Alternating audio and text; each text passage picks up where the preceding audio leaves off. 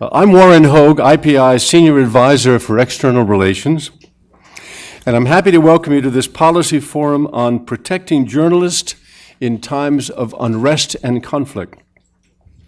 In this event, commemorating World Press Freedom Day, IPI is joined as co-sponsors by UNESCO and by the Permanent Mission of Greece to the United Nations. I'm going to take you through the early part of the meeting and introduce you to this panel of distinguished correspondents we've assembled. But first, I want to recognize the prominent role of Greece in pursuing this important matter at the United Nations and ask the permanent representative of Greece, Ambassador Michel Spinelis, to start us off with some welcoming remarks. Ladies and gentlemen, excellencies, tomorrow, May 3rd, the World Press Freedom Day will be celebrated across the world, or, well, not exactly celebrated, because there are still many black spots over the globe where it is still highly unsafe to be a journalist.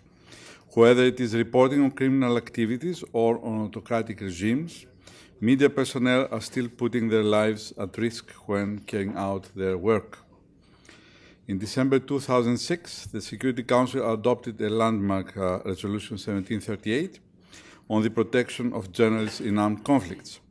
Since then, scores of journalists have been threatened, imprisoned, tortured, and assassinated while they were simply trying to do their job. This reality makes their profession one of the most dangerous in the world. Last November, the General Assembly adopted its first ever resolution on the safety of journalists and the issue of impunity. Later this year, the first report of the Secretary General on the topic will be published.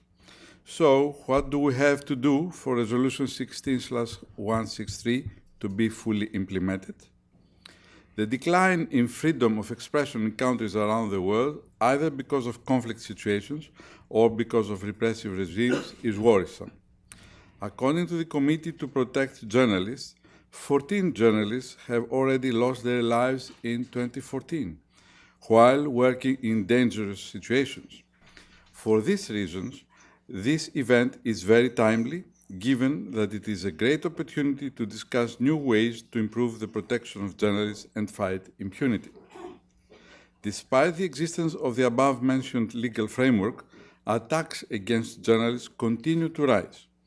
These attacks are also creating an intimidating environment that restrains the free flow of ideas and information.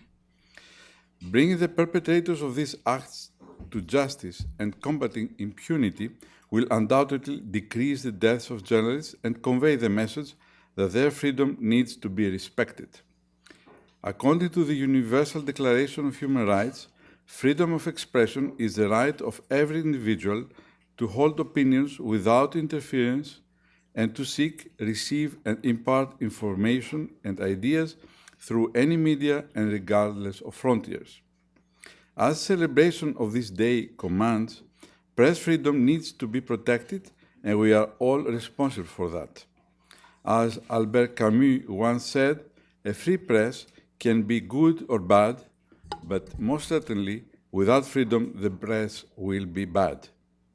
Without further delay, I will pass the floor to Warren, whose unparalleled experience in reporting from all over the world makes him the most appropriate moderator for today's debate with our distinguished panelists. Thank you. Thank you, Michel, for those comments.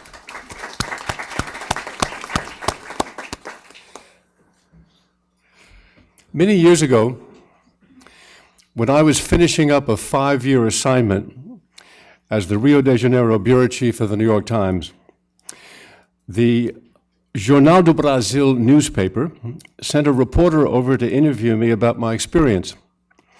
And he took me by surprise by asking me to say in one word what I thought the biggest problem in Brazil was. Completely spontaneously, because I hadn't thought about this, I blurted out impunity. And sadly, some 30 years later, and quite specifically today as we confront the issue of violence, abduction, imprisonment, and other forms of intimidation directed at journalists, that still ends up having been a wise answer. In the early 1980s, I worked one day with a four-man Dutch television crew covering the guerrilla war in El Salvador. 2 days later, I wrote their obituaries for the New York Times. The day after we'd been together, they were ambushed by government soldiers as they sought to connect with a rebel encampment in the countryside. Their bodies were mutilated and their faces blown off. That was an early case of journalists being targeted, something that occurs much more these days than it used to. And no one was ever charged, so impunity reigned, as it still does in 9 out of 10 cases of journalists being killed. You will hear shortly from our correspondent panelist about more contemporary instances of intimidation and non-accountability, but I wanted to mention one other thing about that time, which seems to be relevant all these years later. Well-meaning activists from New York used to show up in Central America with offers of help for those of us who regularly received death threats, who knew our phones were being tapped, and also were aware that we were being followed. I would tell them that while we from the established Western media were at some risk, we at least could count on the fact that the government-connected assassins did not want to draw the attention of the New York Times or Newsweek or the Washington Post, but that the people who were really at risk were the local journalists who were dying in large numbers and who had no committees, no advocates to protect them. For them, impunity was total. In December of 2006, the Security Council adopted Resolution 1738, which was a landmark for the protection of journalists in that it formally recognized journalists as civilians entitled to protection in armed conflict, along with other groups like humanitarian and aid workers. And as you have just heard from Ambassador Spinellis, last November, the General Assembly adopted its first ever resolution on the safety of journalists and the issue of impunity. So the UN has begun to respond, but the sad fact, as you will hear, is that the last 2 years have been the most deadly in recent history for journalists. And often we are not talking about war correspondents, but about journalists who are exposing criminal activities and the abuses of autocratic governments. To discuss this and what the international community, member states, and civil society can do about it, we've attracted what the Sunday morning television shows like to call a powerhouse panel. You have their bios in your paper, so let me just introduce them here briefly. Joel Simon has been the executive director of the Committee to Protect Journalists since 2006, and under his guidance, it has launched the global campaign against impunity. I have known the committee since its creation, and it is a forceful and much appreciated advocate for journalists around the world. David Rode is an investigative reporter for Reuters and a contributing editor for The Atlantic. I am proud to say that I am the one who hired him to be a reporter at the New York Times 2 decades ago. And the only thing he did to reward that decision was to go off and win a Pulitzer Prize. His second, by the way. David was here in IPI in 2011 to talk about the book he co-authored with his wife about his abduction by the Taliban, his 7 months in captivity in Pakistan, and his daring escape from his captors. Maria Cristina Caballero is a correspondent known for her courageous coverage of organized crime, corruption, and paramilitary forces in Colombia, where she practiced investigative journalism for 2 decades and consequently came under repeated threat. She is presently based in Cambridge, Massachusetts, partly for her own safety, but she returns to Colombia and other countries in Latin America on assignment. Suzanne Bolello is a former journalist who has been an international advocate for press freedom and protection of journalists for nearly 20 years. She is now the Senior Public Information and Liaison Officer for UNESCO. So Joel, if you would start it off, please. Well, I'd be delighted, and it turns out that Warren is actually the godfather of this panel, because not only did he hire David Rode, but a story that Warren did actually led to the creation of the Committee to Protect Journalists, and involved a Paraguayan journalist who was abducted, arrested after returning from the United States, and Warren wrote about it, and that inspired a bunch of people, and that led to the creation of CPJ. So it's wonderful to be here with you. I do want to talk, obviously, about a very sobering and alarming situation, and that's that journalists around the world are facing unprecedented challenges. As Warren mentioned, the last 2 years have been the most deadly and dangerous for journalists that CPJ has ever documented, and let me give you the numbers. 70 journalists were killed in 2013 while carrying out their work. 74 were killed the year before. Combined, those are the two most deadly years in CPJ's history. At the end of 2013, 211 journalists were in jail around the world. That number is just below the record of 232, which was recorded at the end of 2012. So what accounts for this upsurge in journalists' imprisonments and deaths? And what can be done to combat this terrible trend? The threats to journalists and press freedom are both long-term and short-term. The longer-term trends date back more than a decade to the September 11, 2001 terrorist attacks. At the end of 2000, there were 81 journalists in prison around the world, and by the end of 2001, that number had shot up to 118. It turned out the war on terror provided a new framework for anti-press repression, and it's a framework that continues to be employed today. In fact, 124 of the 211 journalists in jail today are imprisoned on anti-state charges. And in many countries, including Turkey, Ethiopia, Egypt, critical journalists are prosecuted under sweeping anti-terror laws that have been implemented or strengthened in the last decade. In Turkey, which was the world's leading jailer of journalists at the end of last year, these laws have been employed in a sweeping crackdown targeting government opponents, including journalists. Meanwhile, in Ethiopia, around 17 journalists and bloggers are in jail. 9 of them swept up in a recent crackdown. One of them, English teacher turned commentator Rayut Alumu, is serving 5 years in prison on these anti-terror charges. And in conjunction with World Press Freedom Day, CPJ has launched a campaign to highlight these journalists in prison around the world, particularly those like Rayut, who are jailed on these kinds of anti-state charges. And we have 10 compelling stories of journalists in prison that you can find on our website and participate in this campaign under the hashtag #FreeThePress. So we know that covering wars has always been dangerous, and of course journalists have accepted the risk, but what's unprecedented today, as Warren mentioned, is the extent to which journalists are specifically targeted. Some of these are well-known journalists: Daniel Pearl, murdered in Pakistan; Paul Klebnikov, gunned down on a Moscow street. But the vast majority of journalists killed are local journalists, working in their own countries, covering human rights, corruption, politics. In fact, around 90% of all journalists killed while on the job are murdered. In other words, they didn't die on the battlefield. They died in their offices, in their homes, traveling between the two, or while out on assignment. This is true in Iraq, which is the most deadly conflict we've ever documented. It's true in Mexico, where drug cartels and organized criminals have unleashed an unprecedented onslaught of violence against the press.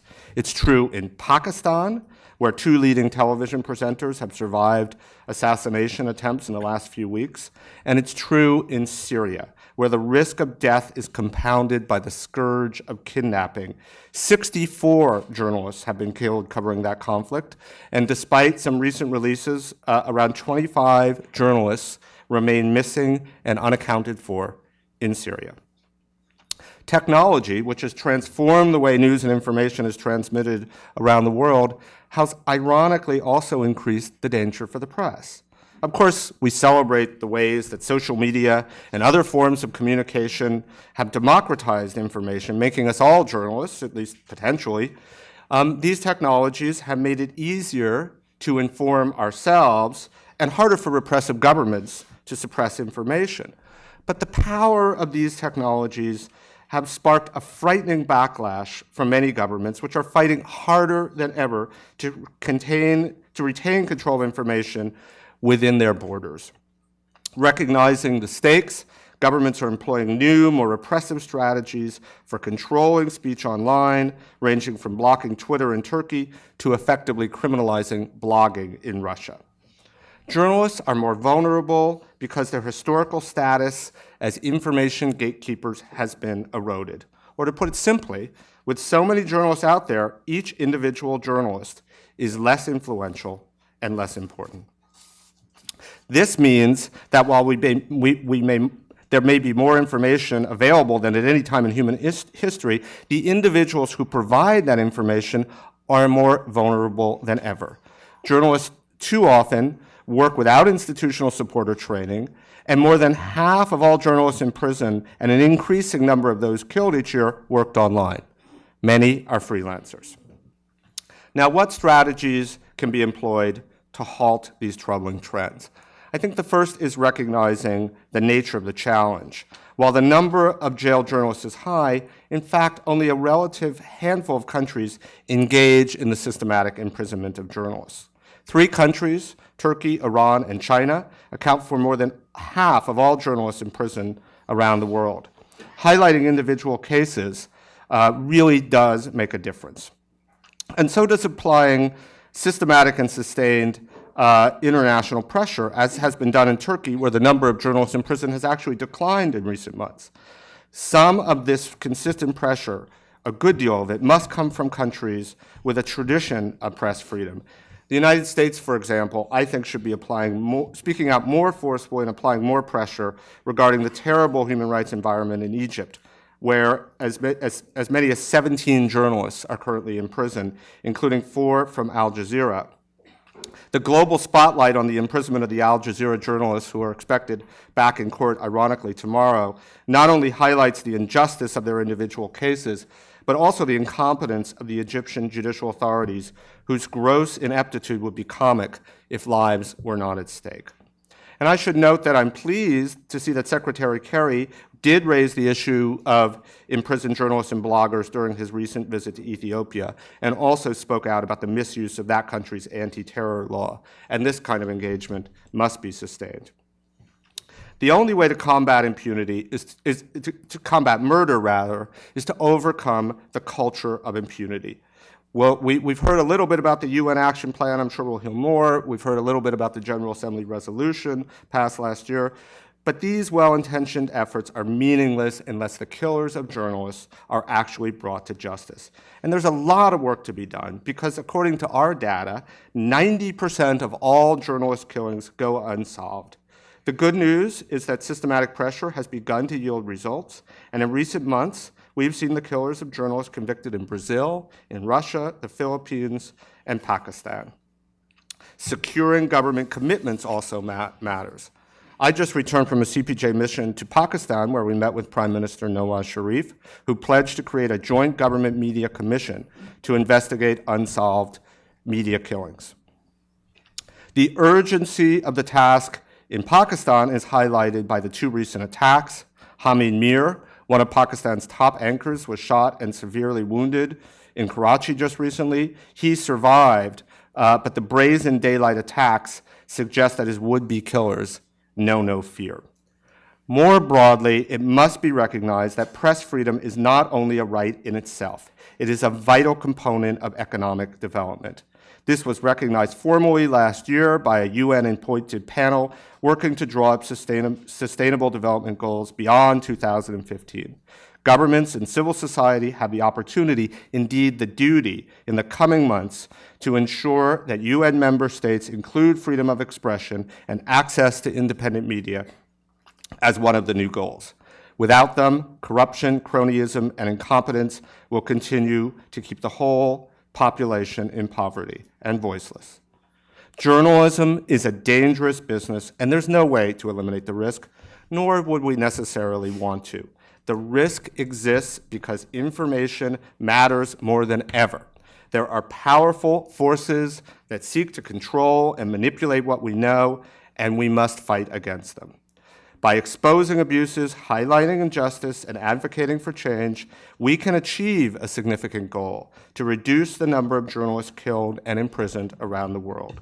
We should not have to endure the sad irony that in an era defined by information, the frontline journalists who keep us informed are being killed and imprisoned in record numbers. Thank you. Joel, thank you.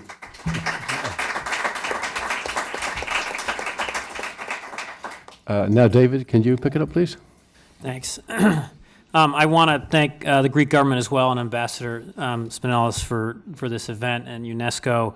And I want to thank Warren for hiring me, as he said, at the New York Times, but more importantly, his own incredible journalism for so many decades. He's an amazing foreign correspondent and just a wonderful person. And thank you all for coming today. I'm thrilled to see this many people that are here and concerned about the safety of journalists. I wish it wasn't such an issue, but it is, as Joel talked about, with these very frightening numbers. I'm going to speak from the perspective of a journalist who was in the field and had some challenging experiences there, and how being a journalist covering conflict has changed over the decades. I spoke at an ARIA session of the Security Council in December, and my remarks today are somewhat similar to the one I gave there. But I'll talk at the end of my comments about the reaction of some of the government representatives there. I won't go into detail, but it disturbed me what they said. I first started covering conflict during the war in Bosnia in the mid-1990s. I worked for the Christian Science Monitor, and during that war, foreign journalists were seen by both sides in the conflict essentially as people to manipulate. Most local people, they didn't really like the foreign journalists who were covering the war in Bosnia, but they tolerated us, and they generally viewed us as civilian observers, not parties to the conflict. The basic goal of all sides was to get journalists, even trick us, frankly, to present their side of the war's narrative to the outside world. A decade later, when I covered Afghanistan and Pakistan for the New York Times, foreign journalists were no longer seen as civilian observers.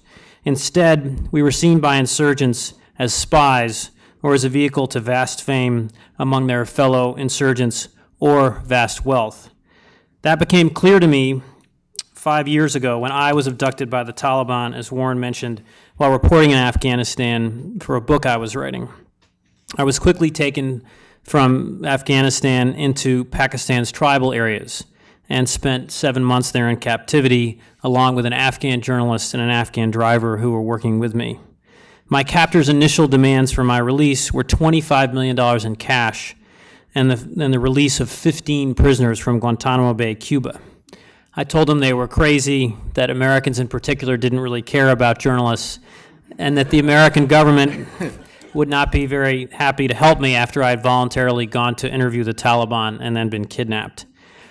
But it didn't matter to them, and what I found in the tribal areas was an alternate reality where any Westerner, particularly a journalist, was a spy who was working with the American military. With the help of the brave Afghan journalist who was abducted with me, I was able to escape from captivity after 7 months in the tribal areas. Several weeks later, the Afghan driver who was kidnapped with us was freed as well. Unfortunately, the situation today in Syria is worse. As Joel said, at least 25 journalists, roughly half of them foreigners, have been abducted in Syria and are missing. Most of them are believed to be held by militants in northern Syria. And unlike my captors in Afghanistan, no demands are being made for the release of many of these journalists. Instead, jihadist groups are holding these journalists as human chits for some unknown future purpose. All of the abductions are reprehensible in Syria, but what incensed me personally was the abduction of Javier Espinosa, the Middle East bureau chief for El Mundo newspaper, and Ricardo Garcia Villanova, a freelance photographer who was working with him. They were abducted last September, and what was so upsetting to me was that Espinosa, more than any other journalist, had risked his life repeatedly in Syria. In 2012, Espinosa survived the attack in Homs that killed American journalist Marie Colvin and French photographer Remy Ochlik. Espinosa decided to voluntarily return to Syria after surviving that attack and cover the suffering of the Syrian people. His 25 years of frontline reporting made no difference to his captors, nor did his efforts to help the people of Syria. There is some great news. Espinosa and Villanova were both released in March, and a second group of four French journalists, including Didier Francois, a friend and colleague of mine, were released on April 20th. But as Joel said, 25 journalists remain in captivity. They include James Foley, an American journalist abducted in Syria in November 2012, and Austin Tice, a second American journalist who disappeared in August 2012. As Joel said, the far larger problem is the unpunished murder of journalists, particularly local journalists. The vast majority of them are journalists who are reporting abuse of power and corruption and other basic issues that anyone should have the ability to report on in any country. Over the last decade, journalists have routinely gone missing in Russia, Mexico, Ukraine, Indonesia, Kazakhstan, Iraq, Ivory Coast, and Pakistan, where I was held captive. And for personal reasons, I want to mention one other case in Pakistan. Joel mentioned online journalists. At roughly the same time I was kidnapped, an online Canadian journalist, she was essentially a self-styled journalist, who was seen, in fact, as being pro-Taliban, went to interview the Taliban in Pakistan. Her name was Beverly Giesbrecht, and she was then in her early 50s. When Beverly went to her interview with the Taliban, even though she ran a website that was criticized by Canadians for being too sympathetic towards militant, she herself was abducted. And that was roughly at the same time I was in 2008. While I managed to survive, Beverly died in captivity from health problems at some point in 2010 or 2011. As Joel and CPJ say, murder and disappearance are the ultimate forms of censorship. Lastly, when I spoke at the UN ARIA Ascension that I mentioned, I was disturbed by a pattern that I saw from some of the government representatives. Representatives from certain countries blamed journalists for taking risks and for covering conflict, and they hinted that reporters in their stories incite violence. And this is what is the most disturbing trend of all. In Egypt and in Russia, and even now in eastern Ukraine, there's a frightening tendency of government officials to demonize journalists, to present them as parties in a conflict, or secret fifth columns that are trying to destabilize countries, and to demonize them as the source of problems for countries. You see this in Egypt in particular, where the military government has blamed journalists for reporting about the country's deep economic problems and other challenges. They pretend that if the journalists weren't there, these problems would go away. This vilification of journalists and demonizing of journalists is completely unacceptable. The problem is not journalists. It is states that fail to control their own territory, and states that fail to establish the rule of law. Do not blame journalists. Do not blame the victims. We are simply doing our jobs. Instead, governments should create stable societies where the rule of law exists, where facts can be unearthed and opinions freely expressed. Thank you so much for listening to me today, and thank you for doing all you can to help journalists.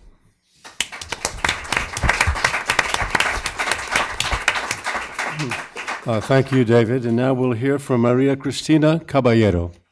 Thank you. Thank you very much for inviting me, and thank you all for being here. I exercise journalism for more than 20 years, and I know that every day doing investigative journalism, you put your life at risk. When a photographer told me in 1997 that he wanted to go with me to interview Carlos Castaño, a warlord and military leader of the illegal counter-guerrillas in Colombia, a man then considered the worst violator of human rights in the Latin American history, I know that you should know that I am sure that I am going, but I am not so sure that I am coming back. And you have 3 little girls. Then he didn't go. It was too risky, but I felt that I had to go. I had insisted for more than 6 months in the interview, and hour by hour of a quite intense, almost 5-hour interview, Castaño indeed seemed to be getting angry. When I contradicted his statements denying his involvement in recent atrocities. Each time that he angrily hit a table, I asked myself, would I survive? Would I be allowed to leave? Within the previous months, Castaño had led massacres during which people had been cut in pieces and thrown to rivers. Castaño, 300 armed to the teeth personal guards who looked like Rambos were surrounding us and were getting closer and closer every time he got angrier. Unexpectedly thought within the most intense part of the interview, Castaño got silent. I am tired of killing people, but I cannot stop. I'm desperate. I cannot stop. If I stop, all my people would be killed. From that moment, we focused the interview about who would he talk with, who would he respect to talk with from the guerrillas, and about the possibility of a peace process. He surprisingly got interested, and we focused the interview for more than an hour on that. I was allowed to leave. I published the interview in 3 editions, and to my surprise, about 2 months later, and a personal envoy of Castaño came to look for me, and he was insistent until I could talk with him because we were in the newsroom, and he brought an envelope, say that his mission was to give me that envelope, and left. When I opened it, it was his peace proposal. I was totally shocked. I contacted the International Red Cross, and we contacted the National Commission on Conciliation, and to our surprise, months later, we could get peace proposals from all the factions that we published in the magazine that I was working for at that time. But every time that you go to an assignment or a self-assignment, because these were self-assignments, not that someone asked me to go, you know that you can go, but you don't know if you are going back. The next self-assignment was to go to interview the military leader of the guerrilla forces, the FARC, the main guerrilla group in Colombia. And I knew that I needed to spend some time in guerrilla camps in order to win their trust, and I did. And I got the interview also with the military leader of the FARC. But I survived by miracle, looking back to what I had to go through to get those interviews and many others for more than 20 years. Many of my colleagues didn't survive. Many of the journalists that I met and that were trying to get interviews with these factions and drug lords, and Colombia is a very complex country, died trying to get the interviews. Then I feel the commitment to talk to you, to talk to everyone that can help in some way, the journalists that are in the field, because I know how difficult it is. And life and death is every day in the life of these journalists in Colombia and other countries in conflict. Pedro Vaca is the executive director of the Foundation for Freedom of the Press, abbreviated as FLIP in Spanish, based in Bogota, Colombia. He noted that 143 journalists have been killed in Colombia since 1977. FLIP was created thanks to the initiative of Gabriel Garcia Marquez, Colombian Nobel laureate, because he started his career as a journalist, and he was just amazed to see how many of his former colleagues or his fellow journalists were dying in Colombia and other countries. Impunity related with the crimes against journalists is part of the vicious cycle of violence that Joel, Simon, and Warren have mentioned. Colombia has the highest rate of unsolved journalist murders per capita in the Americas. The convictions this past year of 3 former public officials on charges of plotting the 2003 murder of Colombian radio commentator Jose Emeterio Rivas represent progress. They are the first masterminds to be convicted and imprisoned in journalist killings in Colombia since 1992. On January 15, a court sentenced Julio Cesar de la Torres, former mayor of Barranca Bermeja, to 28 years and 8 months in prison on charges of aggravated murder and conspiracy. I have noticed, reading about many cases, that many of the masterminds in Colombia are unfortunately politicians, bad politicians, that are robbing lots of money, and when journalists or colleagues try to expose that, they decide to kill the messenger, not to change their behavior. In Colombia, there have been convictions in only 19 cases, and these have usually punished just the hitman, not the mastermind. The case of Orlando Sierra, who was attacked by a gunman on January 30 of 2002 in Manizales, Colombia, after persistently exposing political corruption. He was very well respected because he was practically confronting many of the political leaders in Manizales. And he was very, very brave. He was killed. In this case, a group of journalists representing the 7 most important Colombian media went to Manizales in an act of solidarity. An investigative journalist went to investigate the murder. And they identified the politician who had ordered to kill him.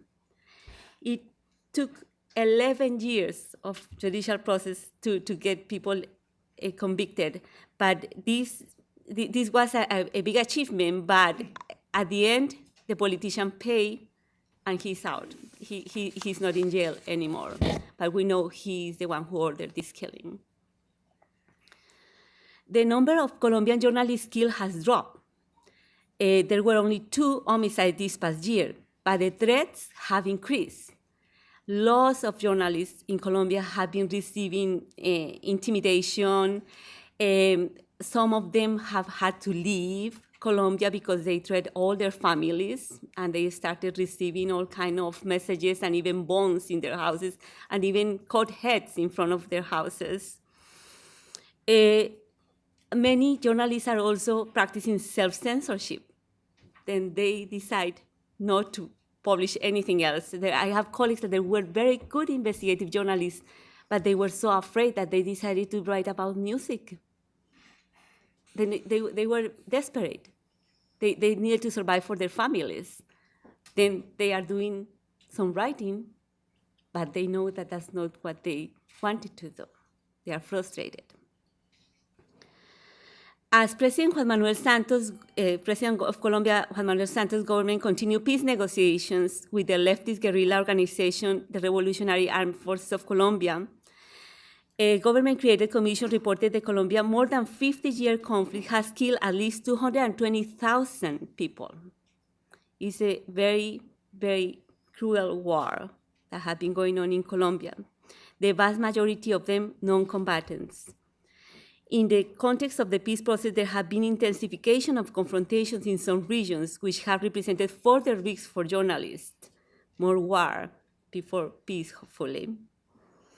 According to Semana, a total of 90 reporters are facing extraordinary risks that have received threats, that are being followed, that we know, or the authorities know, that there are assassins hired, as it was my case when I had to leave.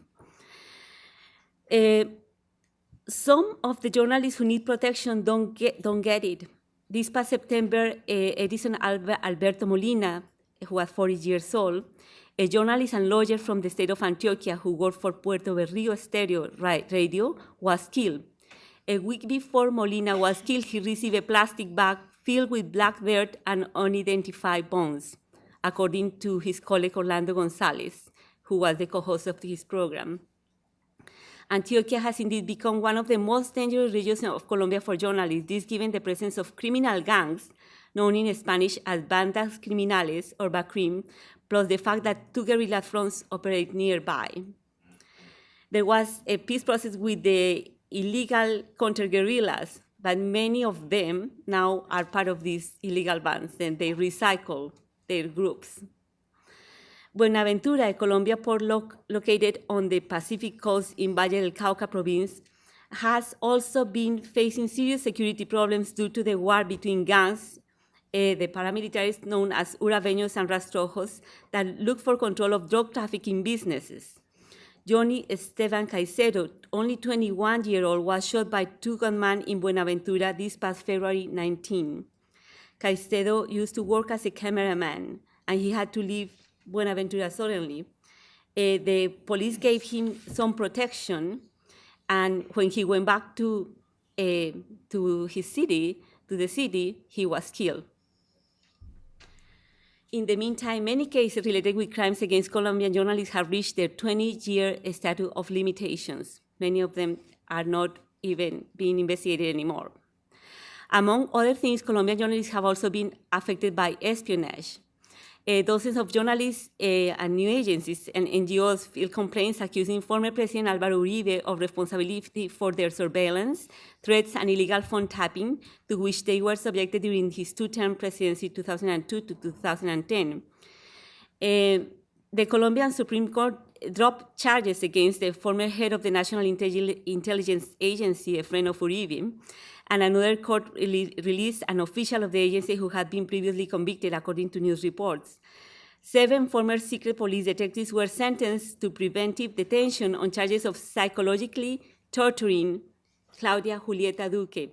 She is a journalist that all the threats were for her little girl. They said that they were going to cut her in pieces. It was awful for her. She had to leave Colombia, and now we know that was the official intelligence agency of Colombia who was doing that. In addition, this past February 8, the Miami-based Spanish-language TV station Univision reported that at least 2,600 emails between foreign reporters and the Revolutionary Armed Forces of Colombia, the guerrillas, were intercepted after peace talks resumed between the guerrilla and the Colombian government.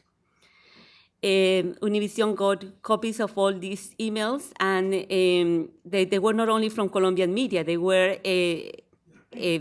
emails from the Agence France Presse, Associated Press, Dutch Press Agentur, the Spanish news agency EFE, or EFE, and Reuters too. Such surveillance constitutes a clear violation of the confidentiality of journalist sources, comparable to the last May revelation of the US government's seizure of the Associated Press phone records. The confidentiality of journalist sources, though, is theoretically protected in Colombia by the Constitution. Colombian journalists, just to end, have not been the only targets in the region. According to the Committee to Protect Journalists and many other agencies that are following up the situation in Latin America, 30 Mexican journalists and 29 Brazilian journalists have been killed between 1992 and 2004 while trying to do their jobs. Only this past year, 18 journalists from Latin America were killed. And this year, the statistics are worse. There are already 4 journalists in Brazil that were killed, 4 in Mexico, and the situation is getting worse this year. Almost the amount of journalists that were killed last year during the whole year have already been killed right now. Thank you.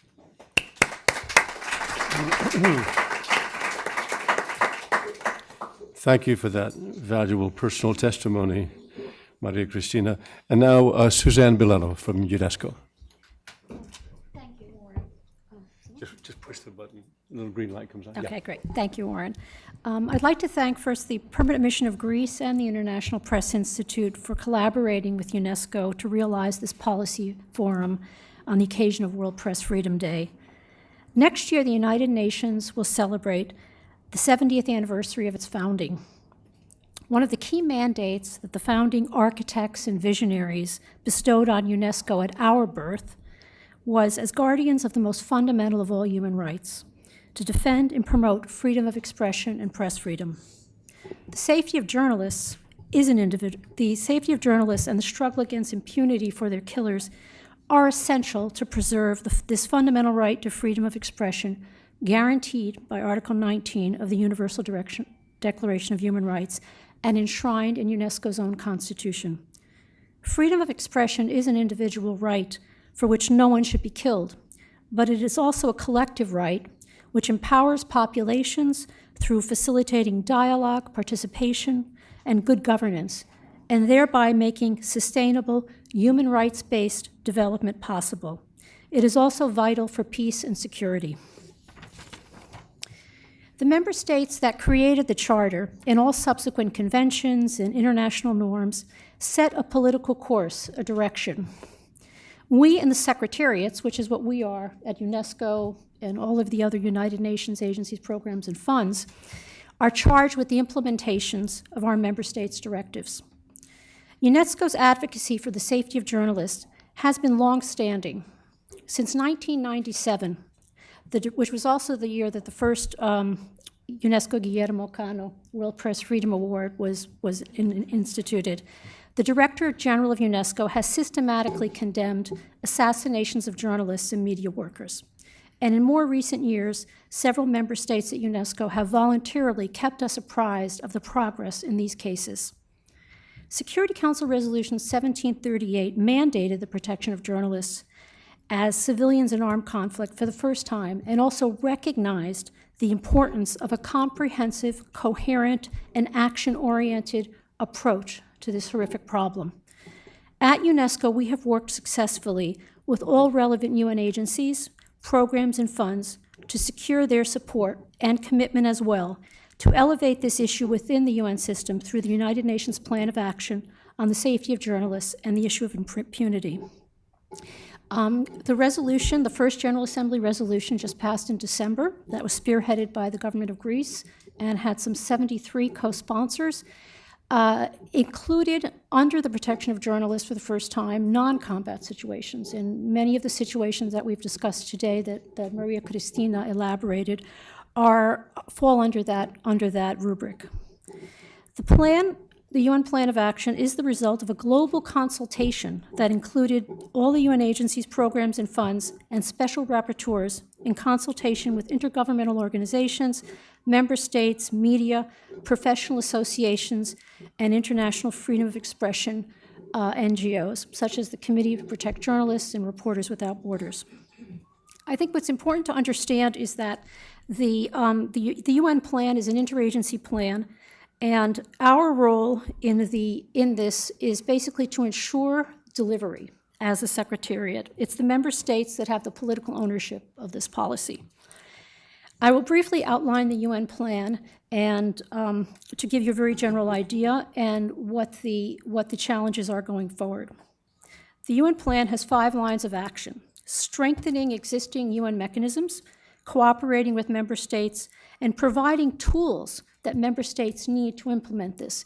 And the plan, when it is implemented on a country-level basis, will take in the particular needs in consultation with the governments of what they need. The issue of protecting journalists involves many, many different components. It involves an effective judiciary system. It involves informing the electorate. It involves many things that are specific to each country's situation. And that's what this plan seeks to address. Partnering with other organizations and institutions, raising awareness, and fostering safety initiatives. Promoting the safety of journalists and fighting impunity can't be constrained to after-the-fact action. Denouncing the death of journalists is very important for reminding the world that the UN cares about this, and we don't want to see it happen any longer. But the UN plan requires preventative mechanisms and actions to address some of the root causes of violence against journalists and of impunity. This implies the need to deal with issues such as corruption, organized crime, and an effective framework for the rule of law in order to respond to these negative elements. In addition, the existence of laws that curtail freedom of expression, for example, overly restricted defamation laws, also have to be addressed. The challenge the United Nations faces now is daunting: to implement a comprehensive plan of action to protect journalists and combat impunity. We are currently working with pilot countries that have volunteered to participate in this process, including Nepal and Pakistan.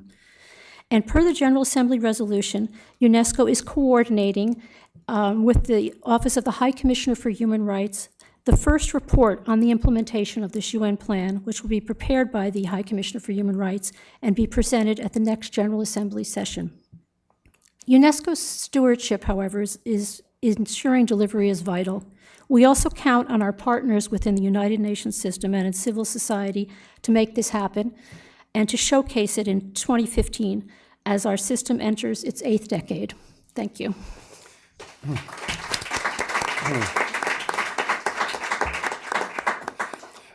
We're about to go to the floor, but before I do that, I want to call on yet one more person. We welcome very much the interest of the state of Qatar in this issue, and Qatar's ambassador to the United Nations, Aliya Ahmed Saif Al Thani, is here to speak for a few.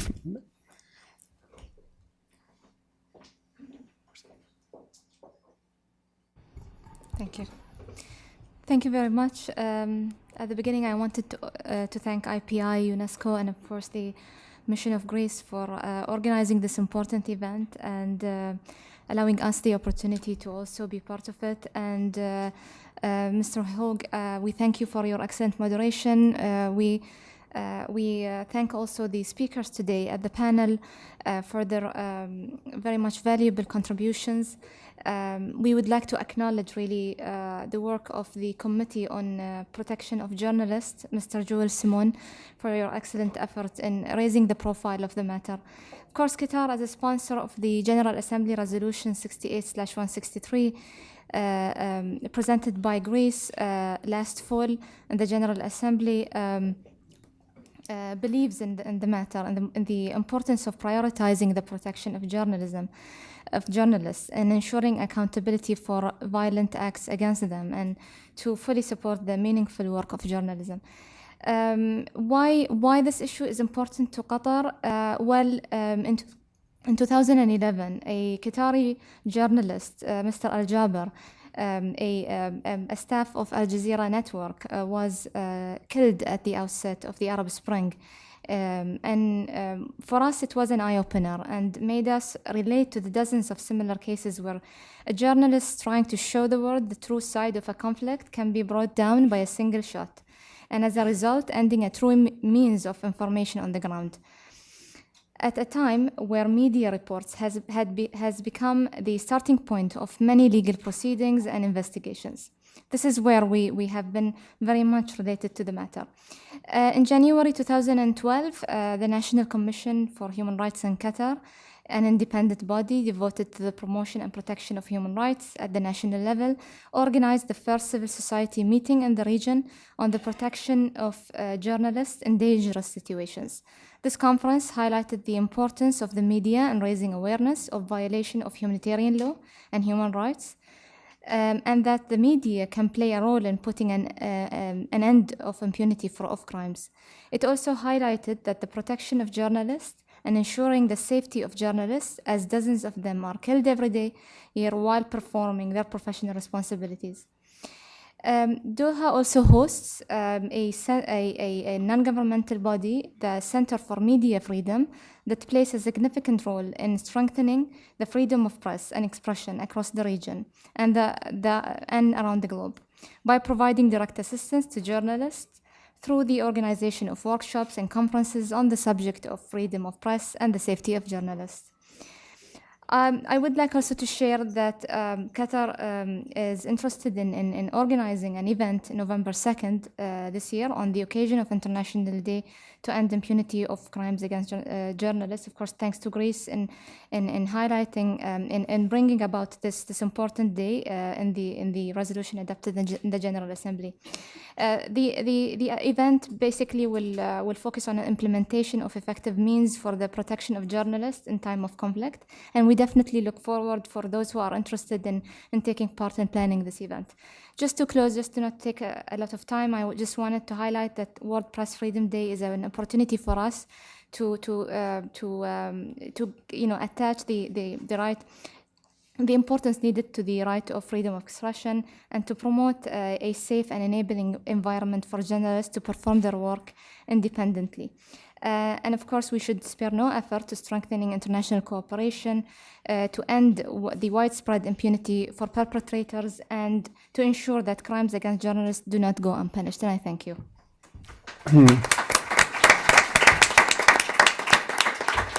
Thank you, Ambassador. I'm going to go to the floor now. One little piece of housekeeping. You received, I think, when you came in, a sheet which asks you to please evaluate this session. It's very valuable to us to know whether you liked it, did not like it, found it useful, whatever. But I just wanted to mention, we would be very grateful if you had time to fill that out before you left. Now I want to go to the floor. If you would raise your hand. We are webcasting this, so you will get a microphone. Please hold the microphone very steady and very close to your mouth, and then the sound will go out over the airwaves properly. Panel, I'm going to take 3 questions at once, so make note of them, and then we'll answer them all together. One here, one there, and one here. Shazia Rafi, former Secretary General of Parliamentarians for Global Action and mother of a freelance journalist who has reported from South Asia, including Pakistan. I had 2 questions. One related to, is there a way for freelance journalists, because that is where a lot of media are cutting down staff and more are doing freelancing, to have some form of accreditation or public identification through press associations, and where it could be supported by UNESCO and the UN, because it's very dangerous when they are trying to do it on their own in pursuit of a scoop. I certainly, as a mother, can tell you there were several occasions where I was worried. And then secondly, with regard to this business of impunity, is there a way when we're working with governments to make the laws for punishing crimes against journalists, murders of journalists, similar to murders of the police, for example? You know, the laws are stronger when you take steps of that nature. Thank you. And the second was?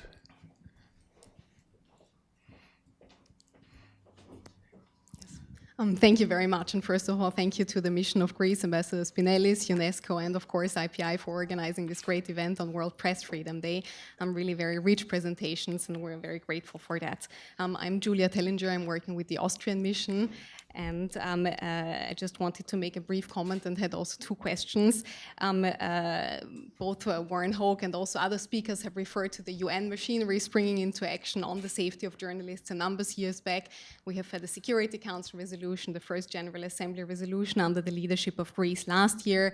Austria, in recognition of the fact that the safety of journalists is not only an issue during conflicts, but also in outside of conflict, has introduced the first resolution in the Human Rights Council in 2012 on the safety of journalists, and we're about, together with other interested countries, to introduce a resolution in the Commission on Crime Prevention and Criminal Justice, which is also a UN body that will be introduced in May. And the background of this is that we have realized that it would be very valuable to bring the UN Office on Drugs and Crime into the conversation. The UN Office on Drugs and Crime is already providing valuable technical assistance to member states, how really to strengthen their criminal justice systems and their legislative systems in order to pursue and punish crimes.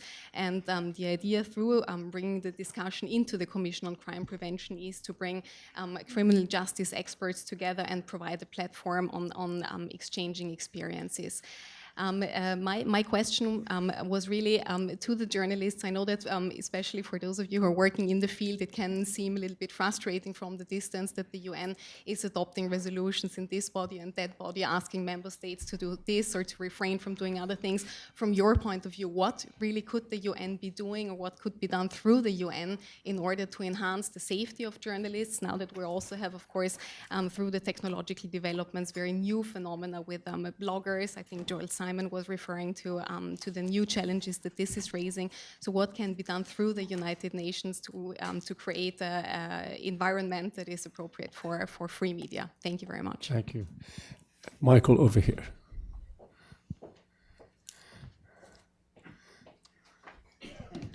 I'm Karen Colvard from the Harry Guggenheim Foundation. I'm interested in these in situations where the outcomes have been good. Mr. Rode referred several times to journalists who had been abducted and eventually, even after many months, were freed. I wonder if there's any research that explains the logic of those outcomes, specifically whether it has more to do with the internal logic and calculations of the groups the abductors, or whether it has to do as much with outside pressure. And Mr. Simon, I'm sure your committee has thought a lot about this, but we do know in many situations outside pressure can make an internal situation worse. And I wonder if there's sometimes some situations in which you counsel lots of publicity, other times in which your work has to be done more clandestinely. Thank you. Maybe we'll start with the last one first, because a lot that was directed at you, Joel. Okay, and I think since David has David. personal experience with this, he'd probably want to weigh in.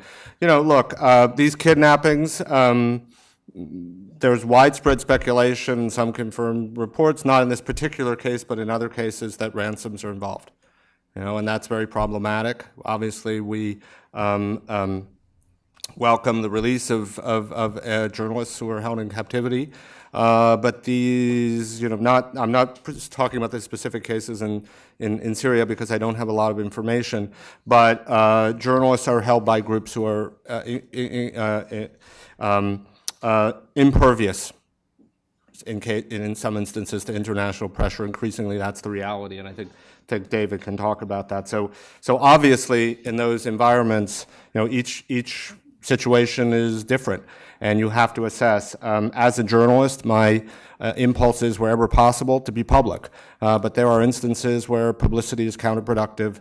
We recognize that. I would not say we ever act clandestinely. That gives a sort of taint. But we do always act with discretion and always in the best interest of the journalists. David, could you answer that question, also specifically mentioning the fact that the decision was made in your case not to make it public? Yes. So in my case, it was not made public. It's actually a trend that started in Iraq. There were several American and foreign journalists kidnapped, and their cases weren't publicized. The intention was to not increase the value of the hostage. Because when you grab a journalist and then you release videos of them, you know, kidnapped, it suddenly gives your group all this prominence. And this gets back to why these cases end, if they do end well. To be blunt, it's because there is a ransom paid, or prisoners are released, you know, or we get lucky, which I'll talk about a bit more in my case. I spent 7 months with my captors telling them, you know, they were crazy. They weren't going to get these demands. The New York Times did offer a ransom. It wasn't, you know, anywhere near $25 million. They didn't at first. They refused to at first, and the paper said this publicly. I'm not going to say the amount, but it was, you know, not millions of dollars. And my captors laughed at it. It was offered very early on in the 7 months, and it made no difference. So outside pressure is not going to force these groups to release people, particularly if they're militants. They want to defy the international order. They want to, you know, be seen as, unstoppable, and that they will do whatever they need to achieve their goals. So there isn't a real pattern here on this working. On a positive note, we were able to escape because my Afghan colleague would go out sometimes with the guards when they would go shop for food. He would sometimes pretend he was sick and would see a local doctor in this town we were in called Miran Shah. And he realized when we moved to the last house we were held in, that we were very close to a Pakistani military base. And the power came back on that night, and there was a ceiling fan in this brand new house they brought us to, which depressed us because we thought, wow, what a nice house. This means they're going to hold us here forever. And he and I snuck out that night while the guards were asleep. And he was able to use his knowledge of the layout of the town to bring us to that Pakistani military base. It was literally a half mile from where we were being held captive. There's a separate discussion to have about the Pakistani military and their relationship with the Taliban. The key that night, though, was that the captain on duty, when he got a report that these two foreigners had shown up outside of his base, this Pakistani army officer, and these guys, I had a beard down to here, and as did Tahir, were journalists. He was, and I'm still in touch with him, he let us on the base. He felt sorry for us. He apologized to me for what had happened. So to the question from Austria, improving local judicial systems, security forces, building up that local capacity, not foreigners doing everything, not the UN doing anything, and very loudly expressing these norms, even when we feel like no one is listening, helps. That captain saved my life. He believed in journalists, he believed in these international norms, and that made a huge difference, and it's the reason I'm sitting here today. Could I just add to the good question from the Mission of Austria? Joel and David and I were talking before this session about our unease, our wariness of getting governments or institutions involved in protecting us. Could you just talk about that a little bit? I mean, there are things we don't want the UN to do, Well, right? actually, it kind of goes back to the first question you asked about freelance journalists. I was a freelance journalist. I've had 2 jobs in my life, freelance journalist and working at CPJ. So I definitely identify. I've never been employed gainfully by a media organization. So I definitely identify with what your son is experiencing in terms of identifying yourself as a freelance journalist. And of course, it's even more complicated now because the kind of nature of journalism is more informal. Some people are doing one thing one day and then circumstances present themselves and they become a journalist in that moment. So it gets into the definitional issue, and this circles back to the government question. Who gets to decide who's a journalist in that circumstance? It's a really complicated question, and we don't have to answer it now. But the one entity we don't want making this decision is governments or governmental organizations, because journalism is an activity. Journalism is something that people do, and increasingly they do it informally. And at CPJ, we recognize that role. We defend those people, even if they don't have formal accreditation. So to be more practical, it's the accreditation should come from the media entity that they're working for, getting a letter of identification, asking for a credential, and even, frankly, we don't think journalists need IDs. So if you have to make a little credential, I don't see anything wrong with that. And then, why don't I stop there? Okay, because Suzanne would like to say something. Yeah, we couldn't agree more with Joel and David in the sense that it's not the role of governments at all to be involved in this kind of a process. But I would have one suggestion, though, and I think it might be, and I defer also to my colleagues here, of the International Federation of Journalists. I mean, there are many freelance networks now for self-employed people in all professions. Yeah. I mean, I would say that's something that could be explored. I think that the journalists are accredited on an institutional basis here at the United Nations, at UNESCO, to cover events. I think there are many avenues that do provide a sort of a validation of their profession, and it could be something that could be explored in those realms. I'll take some more questions. May I say something? Of course. Okay, related with what the United Nations can do, I see a very, at least in the Latin American region, and as I heard in many other regions, there is a trend from governments to try to control the content, to control the media, very repressive policies. Just recently, this past week, Mexico tried to pass a legislation to control the media and to can control even the electronic media. According to, they say for security issues, but that's very, very vague definitions of what are security issues. Reading about what is going on in Latin America is not only in Mexico, it's in Mexico, Venezuela is critical, it's awful. There had been the destruction of the media. 13 newspapers were closed. They are not even allowed them to buy paper.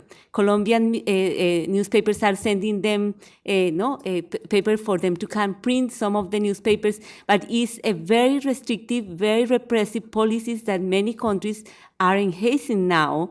And in that regard, I think the United Nations can have a role, because there can be some accountability to these governments to explain and to explore why are they trying to control all the content and the media, the legislation. That's a very, very feasible possibility for the UN to try to help the media and the journalists not to have these repressive legal frameworks that are exploding all over in many countries. Another thing is about impunity. To try to have some accountability. There are all these murders. What are the governments doing? also to support the organizations that are trying to do something against impunity. For example, this foundation in Colombia, they are trying to gather journalists to go and investigate the cases, and they have evidences, but the process don't advance because the governments and the corruption is so huge. Then I think that there is a very important role for the UN in this regard with the legal frameworks, the impunity, and also the support organizations that are really trying to give training to the journalists. In many cases, there are a lot of journalists get sued by politicians because they know that the journalists in general are not rich. Then they prefer to promote self-censorship because they sue them, and then they cannot pay lawyers, and they get in trouble, and they go to jail, and they have to pay fines. Then is a lot of manipulation of the journalists that are trying to do their job, and a lot of repression of the journalists that are trying to do their jobs. Thank you. Very important point. Thank you. Number one, number two, if I see a third. All right, 1, 2. Hi, I'm Yael Danieli of the International Society for Traumatic Stress Studies. I first want to remember Elizabeth Newfer today, who was a journalist here for the Boston Globe and was killed in Iraq. She also worked with me on this book that we called Sharing the Front Line in the Back Hills, which was published in 2002 about the safety of not just journalists, but also international peacekeepers, humanitarian aid workers. And this week I also attended, as a psychologist, a meeting hold the microphone up.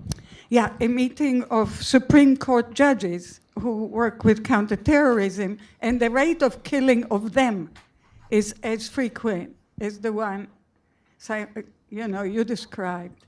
So there's a real attempt to kill the truth. I have a question to Suzanne.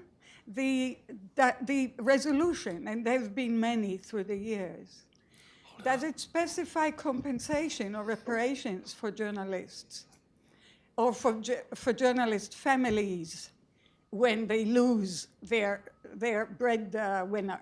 I'm raising it for Qatar too, for your meeting, because that's very important. It's another way to recognize not just non-impunity, but to recognize that they serve us and us to live a good life with the truth.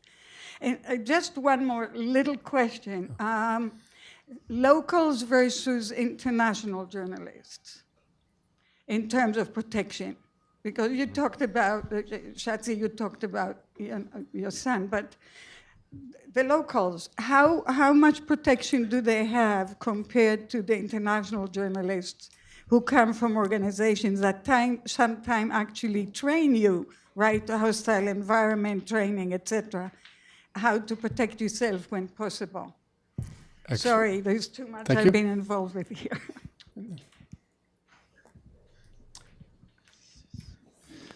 Thank you. My name is Dr. Diyar Khan, and I'm from the Permanent Mission of Pakistan. And I would also like to thank the IPI, UNESCO, and the Permanent Mission of Greece for highlighting this very pressing issue of our times. And I believe this is an issue that is going to stay with us for some time, though it may be transient in the end, because it is linked with the new tools of technology, the powerful tools of technology that we are facing, the increasing freedom of the press, and of course the global war on terror, which one of the speakers pointed to. But eventually it's linked with, yes, with peaceful societies to be ruled by law, as another speaker pointed out, and that may take some time. Press is the moral compass of the humanity, and this moral compass should not be constrained. If it is constrained, that means there is something wrong with the morality of the world and the humanity.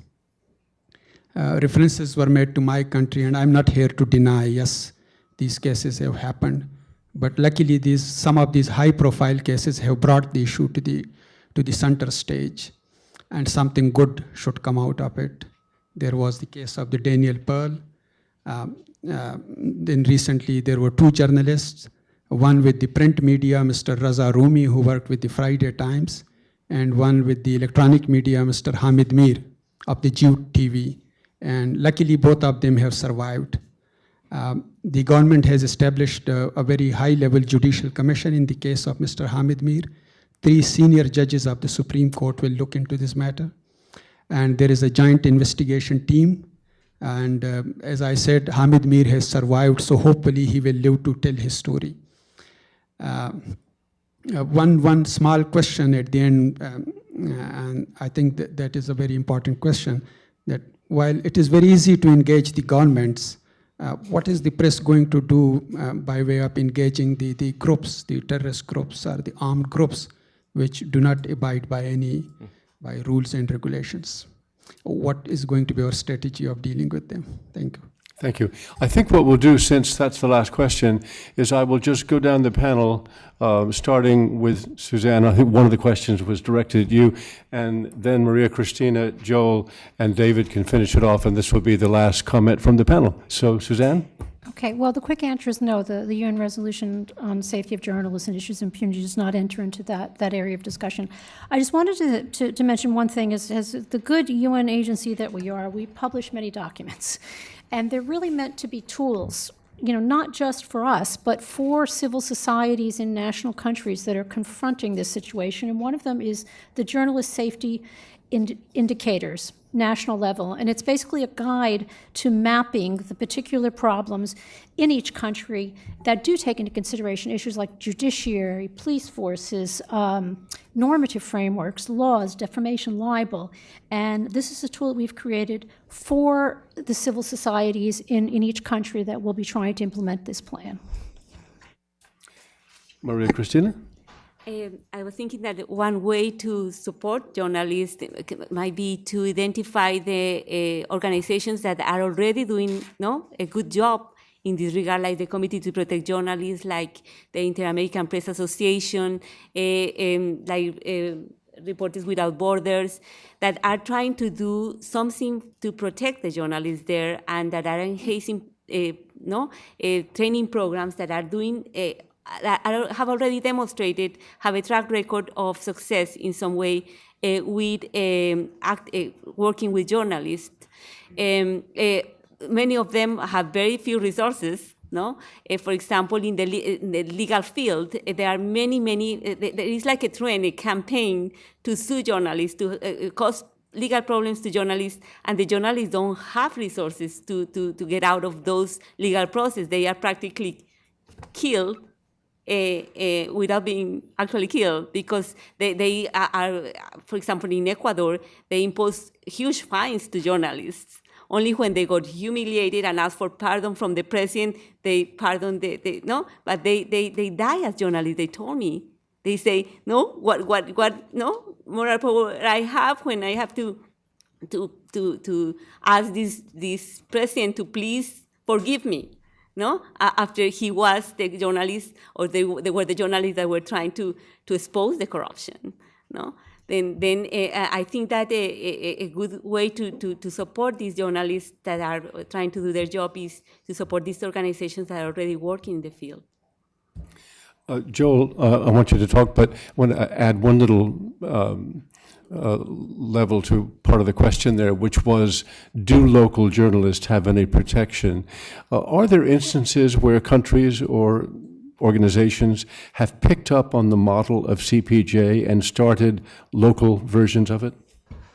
Well, I wouldn't necessarily call it a local version of CPJ. That doesn't really do justice, but I think Maria Cristina talked about a wonderful example, the FLIP, the Fundación para la Libertad de Prensa in Colombia, which is a wonderfully dynamic, successful local group fighting for press freedom in that country. And there are many, many examples around the world. Of course, there's actually a network of global and national press groups called IFEX that brings all these groups together. There are about 120 groups around the world. It's a true movement, and it's networked, and there's been a lot of success. I really want to focus, just come back to a question that came up in several contexts from the Pakistani mission and the Austrian mission, which is, what governments can do. I spoke very briefly about what governments shouldn't do, which is, we don't want governments saying who is and who is not a journalist. But governments have a tremendous responsibility here, and of course, one of the most important is bringing the killers of journalists to justice. And by doing that, they create an environment in which journalists can effectively do their job. And we've seen some interesting strategies, ways of achieving that. For example, in Mexico and Brazil, this is also being discussed, creating a federal framework to protect freedom of expression. So crimes against freedom of expression could be a federal crime that allows for federal intervention in these issues and can create a broader legal framework in which the rights of journalists can be defended. We've had terrific engagement, most recently from the government of Pakistan. The Prime Minister, when we met with the Prime Minister, which was not that long ago, what was very encouraging is he did not deny that this was a very significant problem. These were before the most recent attacks, and it's clear that he understands this undermines Pakistani democracy, and he made some very important commitments, including creating this joint government journalist task force to investigate these crimes. There's been a successful prosecution in Pakistan. Wali Khan Babar, a journalist from Karachi who was killed, and some of his killers were brought to justice. So that's the kind of thing we need governments to do. And of course, the UN Plan of Action is a roadmap and does have specific steps that the international community and governments can take. And I was very encouraged when I was in Pakistan to see that journalists and the press freedom community had mobilized around the Plan of Action, and we're really doing a lot to try and create an environment to see these cases advance. We've had some real setbacks though with the recent attacks, which have divided the media. That's very unfortunate, but that's the key to achieving successful prosecutions. Two other things I want to mention quickly that governments can do: ensure that journalists have access to due process of law. I mean, when we see journalists in prison around the world, in Egypt, that's just shameful to watch what's happening there, and to see the way the legal proceedings are functioning, or Turkey, or Ethiopia. These journalists are denied due process of law. That's a government obligation. They must do that. And finally, something that hasn't come up today, but I do want to raise it just very briefly at the end, is governments and the international community have an incredibly important obligation to ensure that the online environment, the digital environment, which is the means through which all this information is disseminated, is free, is open, is not controlled, is not surveilled to the point that people are intimidated and unable to do their work. And that's a very significant responsibility that governments and the international community have. And David? I guess I'll sort of speak about what can journalists do, which was one of the questions. I want to thank Dr. Daniele for mentioning Elizabeth Neufer. I covered the war in Bosnia with her, and she was an amazing journalist and a real stickler for facts. And Dr. Khan asked about, how can journalists engage some of these groups? My effort to engage them didn't go very well. I went for an interview that they invited me to, anyway. But the answer for journalists should be to report fairly about militant groups. We have a responsibility to report accurately. We have a privileged position in society, and we can't abuse that. And there's problems, as there always has been in journalism, with inaccurate reporting, biased reporting, growing partisanship. I think that is bad in the long term for journalism and self-defeating, even if it might help certain outlets for short periods of times. I think the answer to bad reporting and bad information is simply more reporting and more information. Thank you. Well said. As you can imagine, this has been a real treat for me to moderate this conversation. I thank the Mission of Greece and UNESCO for bringing this to IPI and for letting me do it. But I thank in particular our excellent panel, and thank you all for your attention. Bye-bye.